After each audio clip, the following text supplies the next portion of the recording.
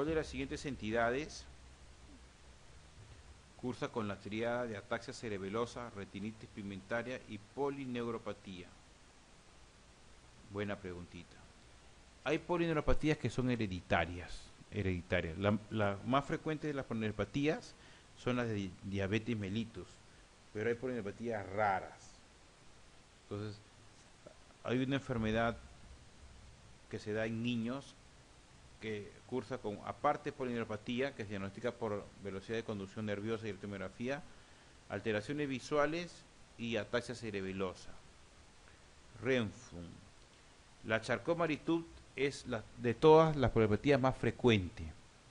Es la más frecuente, es hereditaria, es más frecuente.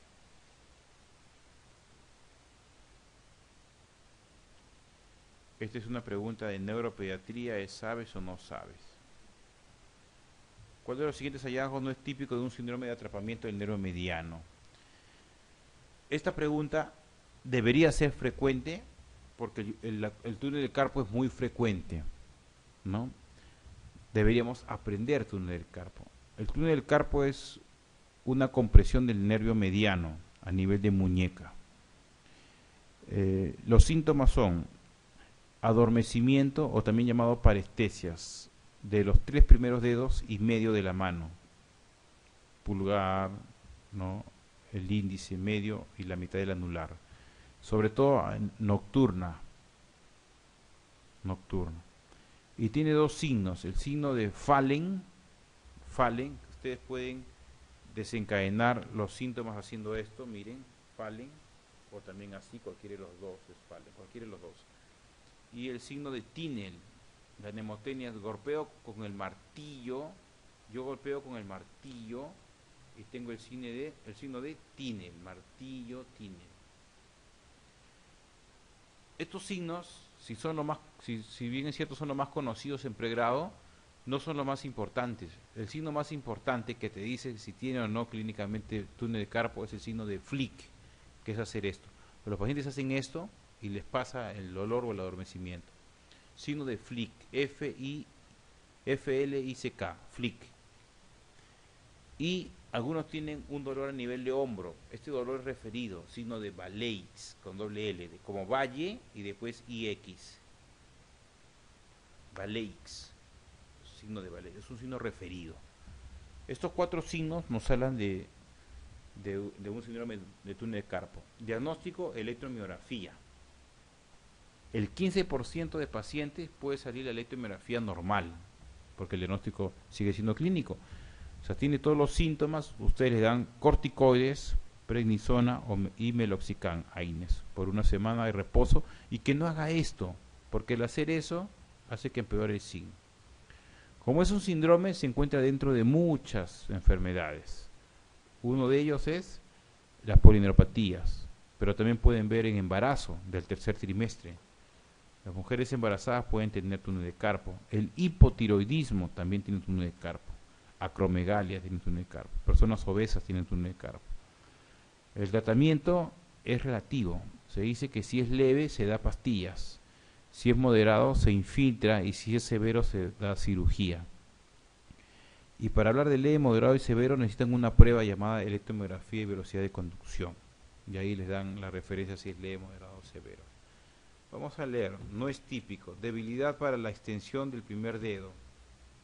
Debilidad para la oposición del pulgar. Oposición del pulgar. Esto sí está mejor, oposición. Alteración sensitiva de los 2/3 radiales de la palma de la mano. Radial, sensitiva. Debilidad para la abducción del pulgar. A y C. ¿Cuál no es típico? A y C, 79. Muy bien. Cuando uno hace esto para arriba, eso es radial. En general radial hace esto, miren. Si se daña, mano en gota. Esto es el radial. Esto es el radial. Entonces, el hacer esto también es radial. Eso no es típico. Entonces, el paciente puede hacer esto, puede no hacer esto en mediano o esto. Se limita un poco. Pero más es sensitivo. No siente esta parte. No siente esta parte. Muy bien, la respuesta es la A. debilidad para la extinción, porque eso lo hace el radial, nervio radial. El nervio radial también se daña en una enfermedad frecuente llamada la fractura de húmero o la parálisis del sábado por la noche. La parálisis del sábado por la noche es un paciente que ingiere alcohol, se duerme y se presiona en esta zona. Una parálisis pasada por la noche. Al día siguiente amanece así. ¿Ya? Corticoides. ¿Cuál de las siguientes entidades que causan polineuropatías produce típicamente enlentecimiento de la velocidad de conducción nerviosa? Esta pregunta es de especialidad, porque la electromiografía tiene dos opciones. Le puede decir a ustedes que es desmielinizante o que es axonal. Si es desmielinizante tiene mejor pronóstico. Si es axonal tiene peor pronóstico. Pero para hablar de desmielinizante tienen que saber que los desmielinizantes tienen una disminución de la velocidad. ¿Qué es velocidad? Velocidad en manos es más de 50. Velocidad, esta es la mnemotecnia, más de 50. En pie es más de 40. Pongan como en 4 su pierna, más de 40. Acá les piden cuál es típicamente enlentecida la velocidad. O sea, le dice cuál es una desmielinizante. Pero como uno no sabe, o sea, acá hay doble pregunta, pues. Deberían preguntar, ¿cuál de las siguientes enfermedades es una propiedad desmielinizante? Así le deberían preguntar. Pero de maldad le están diciendo, ¿cuál de todas tiene un enlentecimiento de la velocidad? ¿No? El axonal, en cambio, se atrofia. A de axonal, A de atrofia. Se achica, las ondas son más pequeñas, no se enlentece. ¿Cuál es desmielinizante? Es lo que le están pidiendo. Muy bien. En general, los fármacos son axonales, los cánceres también son axonales. La 80, el hipotiroidismo, como hace túnel de Carpo, especialmente desmielinizante. Los fármacos son axonales, las intoxicaciones son axonales, los cánceres son axonales. La intoxicación por plomo produce radial, caída de la mano, así, indoloro, no duele, indoloro. Mano radial bilateral, indoloro, plomo. ¿Cuál de los siguientes hallazgos no esperaría encontrar en un paciente diagnosticado de miastenia gravis? Otra vez, miastenia gravis, el diagnóstico es clínico. También es clínico. Cuando uno tiene miastenia gravis, los síntomas son diplopia. Diplopia y debilidad.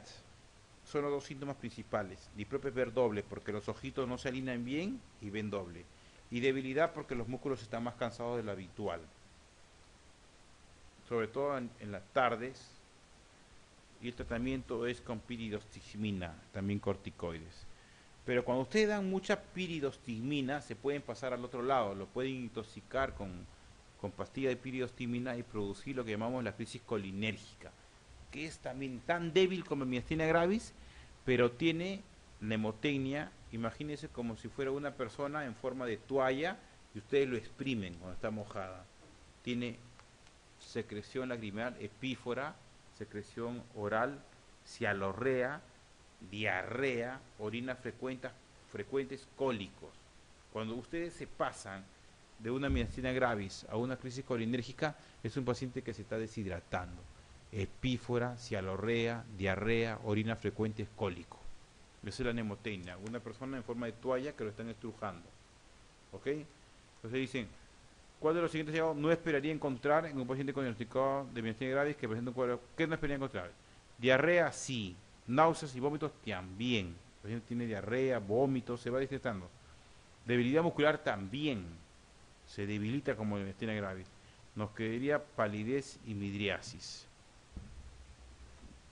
Los dos no son tan frecuentes, pero en el 81 la midriasis no tiene nada que ver, más se ve en botulismo, o sea, las pupilas no tienen por qué alterarse, ¿no? Más bonito si hubiese sido en vez de palidez poner epífora, cialorrea, ¿no? ¿Cuál de los siguientes fármacos está contraindicado en miastenia gravis? Bueno, en miastenia gravis ustedes no deben dar clonazepam nunca, pues. Si dan clonazepam, lo duermen más al paciente. Tampoco le tienen que dar antibióticos. sobre todo la ciprofloxacina, está contraindicada la ciprofloxacina.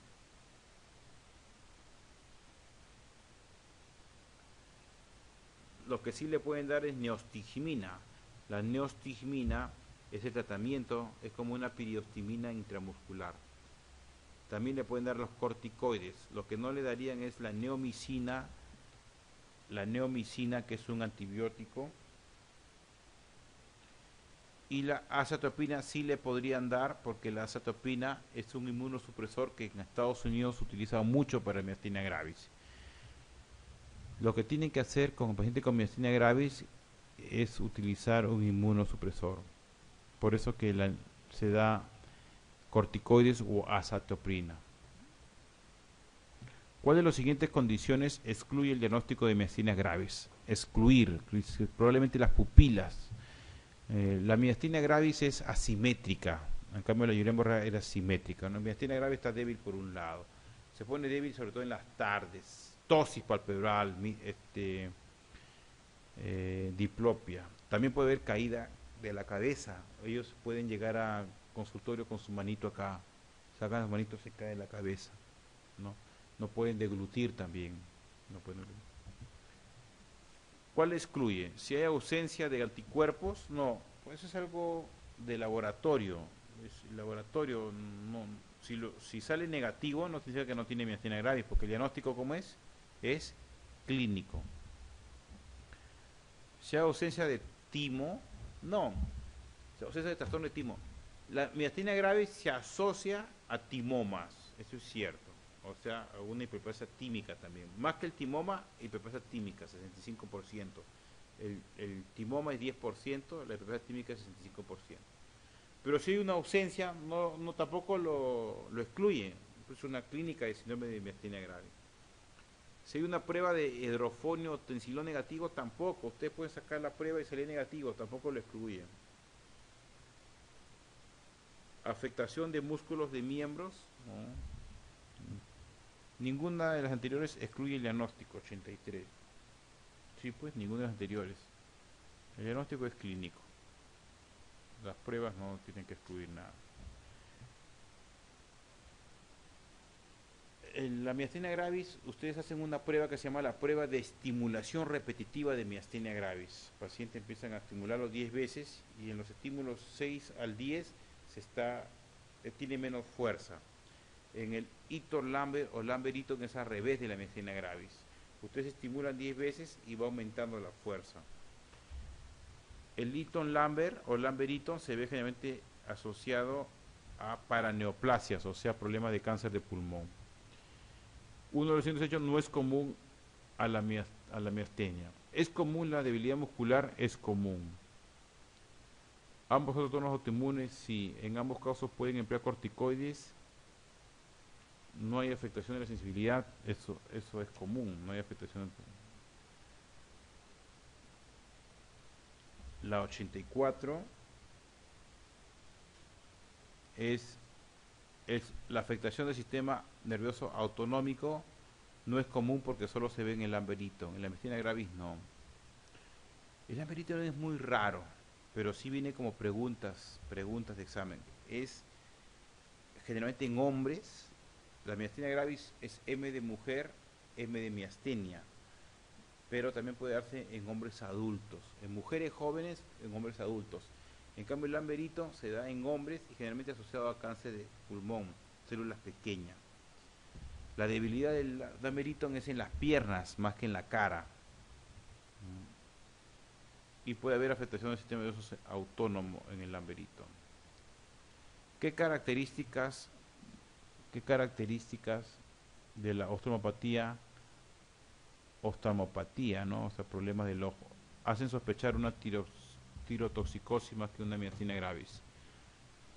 Bueno, una oftalmopatía es una alteración de los óculos motores y en tirotoxicosis se ve generalmente un paciente adelgazado, mujer, con ojos saltones, intolerancia al calor, diarrea, baja de peso, ansiedad, temblor de manos.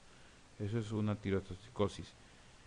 Y una miastenia gravis es una mujer joven o un adulto hombre mayor que tiene diplopia y debilidad muscular. ¿no? La presencia de exoftalmos, ¿sí? El exoftalmos se ve en tirotoxicosis y no se ve en miastenia gravis. La ausencia de respuesta de neostimina, cierto, la neostimina sale positivo en miastenia gravis. Usted le pone neostimina y es como si estuviera dándole espinaca Popeye, el paciente se mejora y se va. Buena respuesta a corticoides. No, ninguno de los dos tiene buena respuesta a corticoides. Afectación del recto superior. Lo que se afecta no son los músculos oculomotores, es la debilidad. La respuesta es la A y B.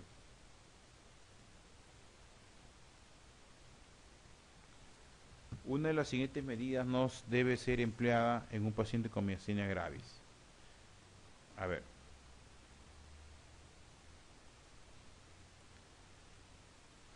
La miastenia gravis, cuando ustedes diagnostican, tienen que pedirle una tomografía de tórax para ver si tiene timo. Si tiene timo, hay que sacar el timo. O sea que es una buena práctica. Es una buena práctica sacar el timo. Después tiene que darle piriostimina o neostimina. Piriostimina vía oral o neostimina en la intramuscular o endovenosa. Si falla con esos dos, ustedes le pueden dar corticoides. La atropina, en cambio, se da 15 minutos antes de aplicar una neostigmina para evitar los efectos adversos de la neostigmina.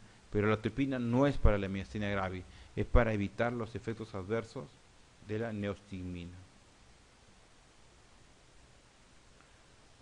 Ante un paciente que está en estudio por un cuadro de debilidad muscular y el estudio neurofisiológico muestra un aumento progresivo de la amplitud de los potenciales de acción, ¿qué sospecharía? Es lo que les digo. O sea, usted tiene un paciente con debilidad. Le hacen una prueba que se llama prueba de estimulación repetitiva. A cada rato le estimula. En miastenia gravis, la disminución es lo usual. Empieza a disminuir. Pero en Lamberton aumenta. Es al revés. O sea, neurofisiológicamente hay un cambio. En miastenia gravis disminuye, en Lamberton aumenta. Acá les habla que muestra un aumento progresivo. O sea, con solamente hablar la palabra aumento, piensen en Lamberton. Enfermedad de neurona motora, ELA, no. El ELA se diagnostica con una criterios del escorial en 3 segmentos del cuerpo. Miastenia gravis tiene que disminuir la amplitud, Lamberton aumenta, miositis es más que todo por biopsia, polimiositis es CPK elevado.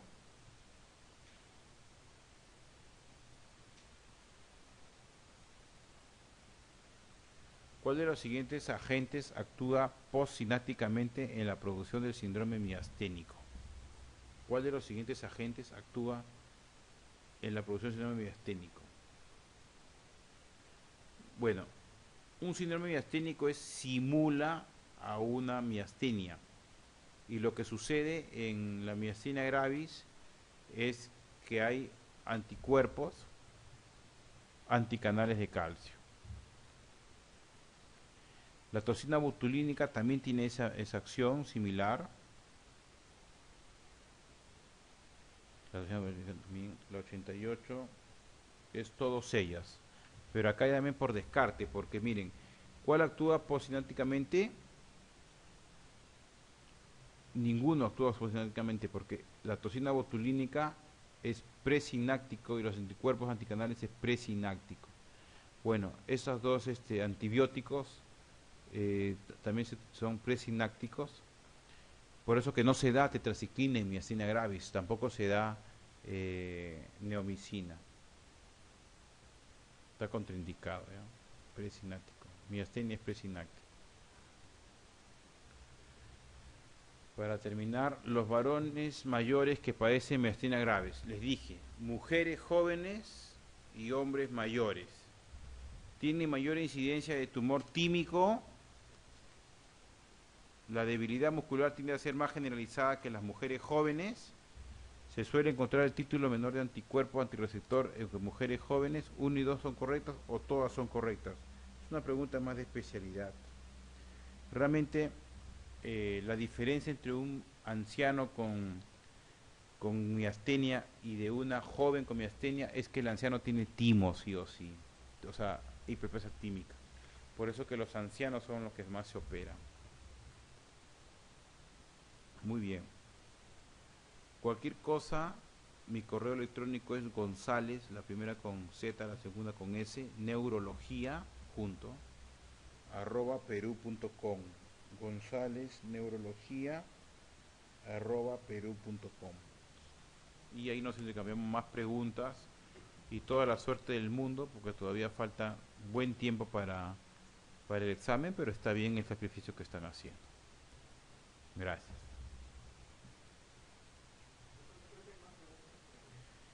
Sí, le daremos acá las claves, pues le sacan copia.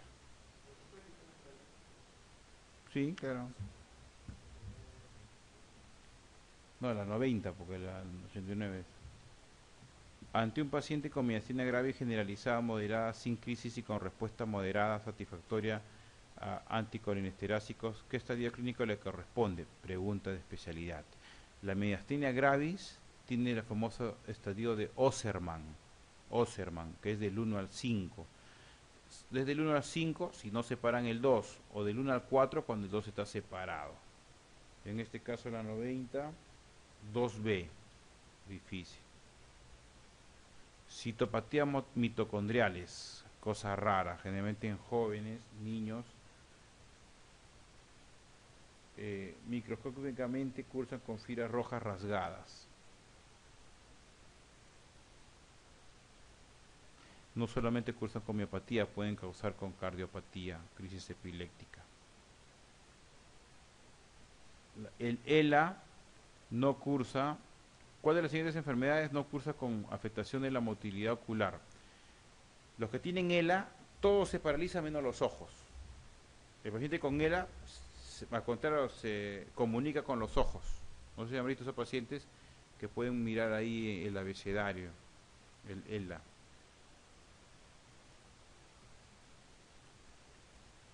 ¿Cuál de las siguientes enfermedades comienza a manifestarse a una edad más temprana? O sea, son autosómicas recesivas. La 93. Duchenne. Mueren a los 20 años. Duchenne. Mueren a los 20 años. Becker a los 40 años. Demora más. Son miopatías.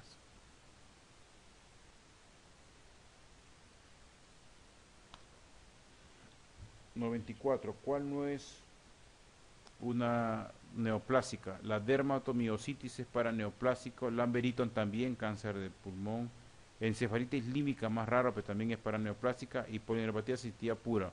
Cuando ustedes se encuentran una polineuropatía sensitiva pura, piensen en cáncer. La respuesta es enfermedad central core. Una de las siguientes enfermedades sobre miopatía por corticoides es incorrecta. La miopatía por corticoides, los niveles de CPK no deberían elevarse. En una miopatía por corticoides, el CPK no se eleva. O sea, la respuesta es, los niveles de CPK están muy elevados. Eso es falso. Las miopatías elevan CPK. Los corticoides producen miopatía. Los miopatías por corticoides no elevan CPK.